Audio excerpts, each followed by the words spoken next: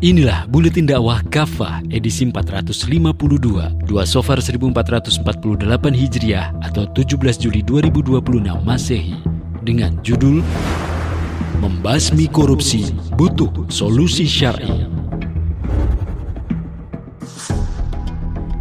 Korupsi di tanah air sudah seperti wabah. Bukannya berhenti, malah seperti menular. Aparat penegak hukum pun terlibat di dalamnya. Baru-baru ini kepolisian membongkar skandal korupsi yang diduga melibatkan Jaksa Agung Muda Tindak Pidana Khusus atau Jampitsus Febri Adriansyah. Febri telah ditetapkan sebagai tersangka dalam 3 kasus dugaan korupsi dan tindak pidana pencucian uang. Padahal sebelumnya dia berprestasi membongkar sejumlah skandal besar korupsi seperti tata niaga PT Timah, pengadaan BTS 4G Kominfo, termasuk korupsi tata kelola MBG. Akan tetapi, ironinya, kini dia justru menjadi tersangka kejahatan korupsi. Korupsi bencana luar biasa. Penetapan Jampitsus sebagai tersangka korupsi menguatkan kenyataan bahwa potret pemberantasan korupsi semakin gelap. Sampai Maret tahun ini saja, KPK sudah menerima sebanyak 5.080 laporan pengaduan masyarakat soal dugaan tindak pidana korupsi. Pengaduan itu datang dari berbagai daerah dengan beragam jenis aduan dugaan tindak pidana korupsi. Korupsi terus terjadi dari bawah hingga ke pusat. Pada bulan Juli 2026 misalnya, hanya dalam waktu 2 pekan ada 3 kepala daerah dilaporkan terjerat OTT KPK. Total sejak awal tahun 2026 ada 9 kepala daerah menjadi tersangka kasus pidana korupsi. Di tingkat pusat, sejumlah pejabat terjerat korupsi, seperti mantan Menteri Agama Yakut Khalil Qaumas dalam penyelewengan kuota jamaah haji. Ada juga kasus korupsi oleh pimpinan dan sejumlah pejabat Badan Gizi Nasional atau BGN. Kasus korupsi Wakil Menteri Imigrasi dan Pemasyarakatan Silmi Karim dan Dirjen Bea Cukai Jaka Budi Utama, dan lain-lain.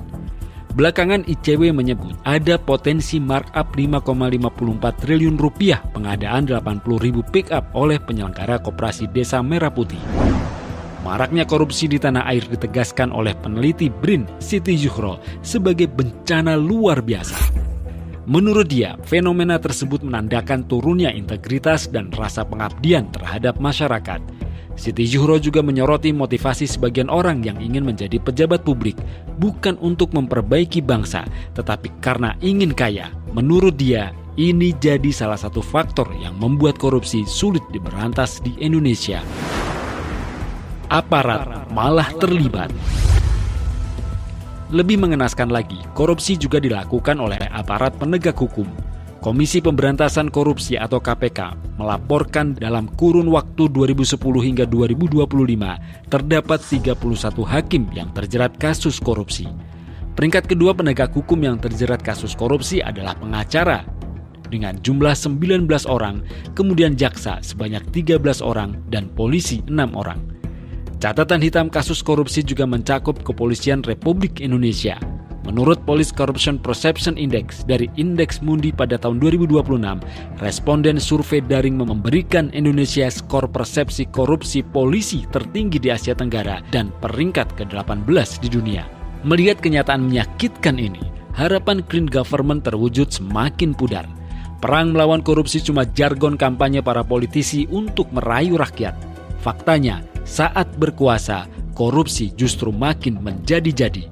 Apalagi aparat penegak hukum yang semestinya memberantas korupsi justru ikut melakukan korupsi. Ini ibarat menyapu lantai kotor dengan sapu yang juga kotor. Kejahatan biasa? Di sisi lain, pemberantasan korupsi bukannya diperkuat, justru dibuat melemah. KPK yang diharapkan menjadi ujung tombak pemberantasan korupsi justru dibuat mandul. Lewat revisi Undang-Undang KPK oleh DPR, sejumlah wewenang KPK dipangkas. Ini membuat pemberantasan korupsi makin terbatas. DPR sampai sekarang juga tidak kunjung mengesahkan RUU perampasan aset. Padahal RUU ini diyakini bisa menambah efek jera dan pencegahan korupsi. Dengan RUU ini, para koruptor terancam dimiskinkan akibat perampasan aset-aset kekayaan mereka. KUHP terbaru yang berlaku pada 2026 yang sudah disahkan DPR juga tidak lagi mengategorikan delik korupsi sebagai kejahatan luar biasa atau extraordinary crime. Berarti delik korupsi ini sebanding dengan kejahatan konvensional seperti pencurian atau penggelapan. Padahal tingkat kejahatan yang dilakukan oleh para koruptor mengakibatkan kerugian luar biasa bagi rakyat. Sebagai contoh, pada tahun 2025, total kerugian negara akibat korupsi dan tindak pidana pencucian uang atau TPPU mencapai 300,86 triliun rupiah. Kerugian negara sebesar itu setara dengan biaya pendidikan sekitar 15 juta mahasiswa atau hampir 30 juta siswa SMA selama 1 tahun. Jika digunakan untuk membayar iuran BPJS, dana sebesar itu bisa dipakai untuk membiayai iuran BPJS PBI sekitar 149 juta orang selama sekitar 4 tahun. Jadi, atas logika apa korupsi tidak lagi dianggap sebagai extraordinary crime? Padahal di Cina, ada seorang pejabat dieksekusi mati hanya karena menerima suap sekitar 117 juta yuan atau sekitar 260 hingga 270 miliar rupiah. Sebaliknya, di Indonesia, koruptor rata-rata disanksi 4 tahun penjara. Takwa bentuk integritas.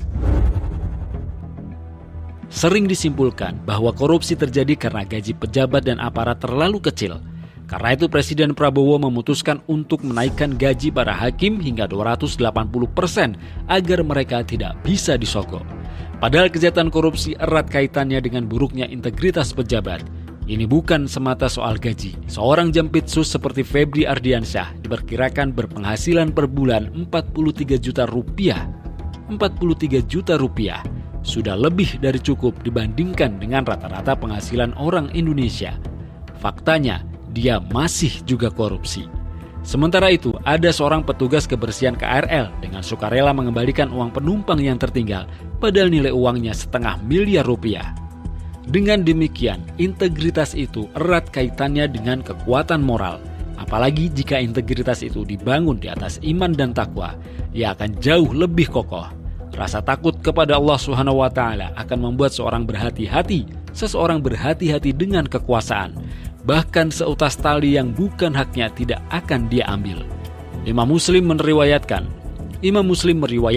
bahwa dalam perang Khaybar ada seorang budak dari Bani Duzyam bernama Rifa'ah bin Zaid dari Bani Ad-Dubaib. Ketika mereka singgah di satu lembah, budak tersebut dipanah lalu mati. Para sahabat lalu mengatakan, "Berbahagialah dia dengan pahala syahid, wahai Rasulullah." Akan tetapi dengan tegas Rasulullah SAW bersabda, "Sekali-kali tidak, demi Tuhan yang jiwa Muhammad berada di tangannya. Sesungguhnya selai kain yang ia ambil dari rampasan perang yang belum dibagi pada perang Khaybar benar-benar akan menyalakan api yang membakar dirinya." Kemudian Abu Hurairah radhiyallahu an berkata, para sahabat pun sangat ketakutan sehingga ada seorang menyerahkan 1 atau 2 tali sendal seraya berkata, "Wahai Rasulullah, kami mendapatkan barang ini pada perang Khaybar."